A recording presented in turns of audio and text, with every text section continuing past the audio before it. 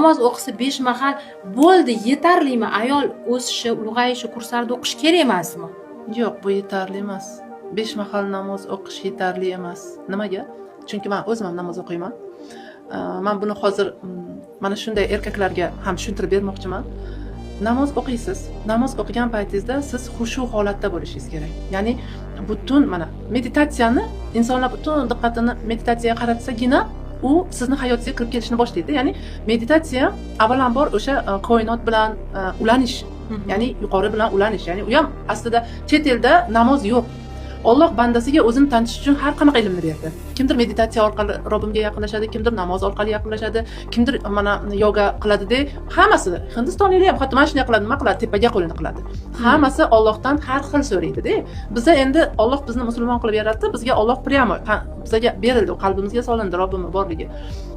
Joy namozda o'tirasiz-ku, lekin sizning ichingizda xafagarchilik bor, nafrat bor, sizda qo'rquv bor. Siz joy namozda o'tirgan paytingizda Allohga qaratmaysiz diqqatingizni.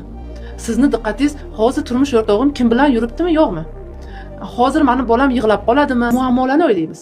Ya'ni qachonki siz joy namozda xushu holatda o'tirib Allohdan so'rasangizgina u amalga oshadi. Bo'lmasa siz gimnastika qilyapsiz. Shunchaki o'tirib turyapsiz. Buni o'sha olimlar ham, o'sha bilmayman, mullalarimiz ham xushu holatda o'qilgandagina bizni hamma ibodatlarimiz ijobat bo'ladi deyilganda. I was dancing with my demons in the dark.